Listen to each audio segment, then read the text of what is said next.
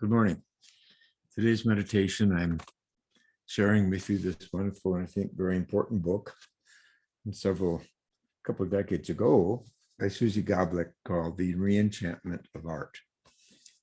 And in it, she is very much criticizing what she calls a patriarchal attitude toward art, which is about individualism almost entirely, she believes, and is really lacking in values other than art for art's sake. And her push in the book is that we have to open up the art world to its responsibilities for the survival of the planet and therefore other people. To get beyond what she calls the individualism that has dominated since the Renaissance. And she identifies that with patriarchy. And instead, we have to bring in the feminine values of interdependence and interconnectivity. And of course, this now is a program, a foundation of today's science, that all beings are involved in interdependence and interconnectivity. Of course, another word for interconnectivity, when it's translated into human behavior, is compassion. But she, I think, rightly points out these are feminine images and values and language that has to penetrate a rigid patriarchal system. In her instance, she found it in the art world, which she made a break from. But these values of interdependence, interconnectivity, and relation, she points out these are found in other professions as well as art that need critiquing. These are not found in those professions either.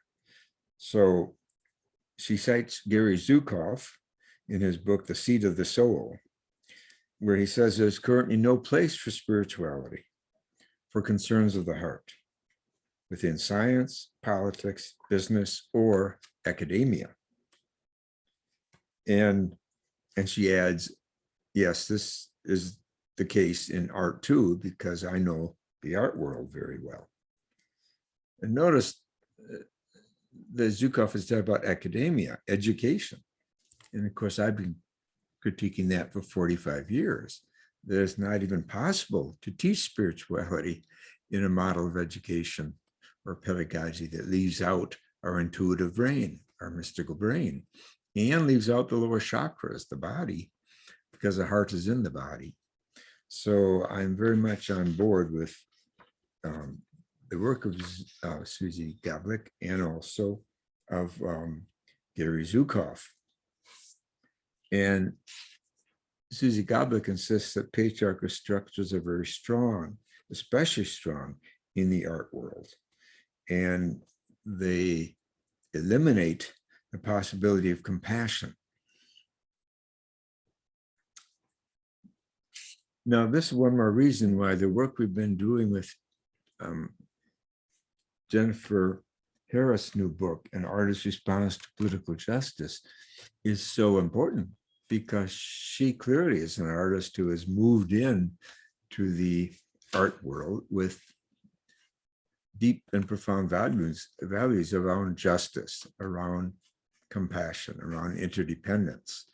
And she's employing her gifts as an artist to share what she sees, to awaken others, and of course to teach it to the next generation, which is what she's doing, teaching in college and grade school and the rest.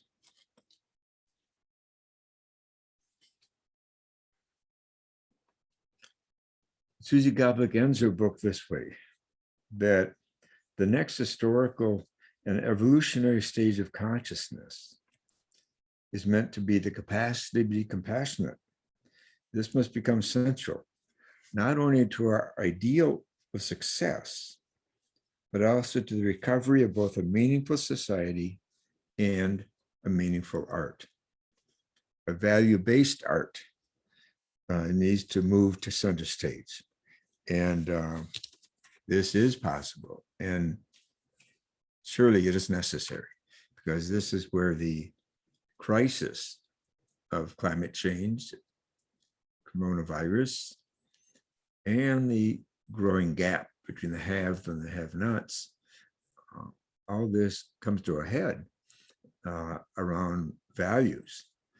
Are we just going to silo ourselves, isolate ourselves as individuals or even individual nations, or are we going to create a society where everyone can succeed and where all beings, not just human beings, can thrive and prosper so that future generations can avail themselves of the beauty and the health of this amazing and unique planet.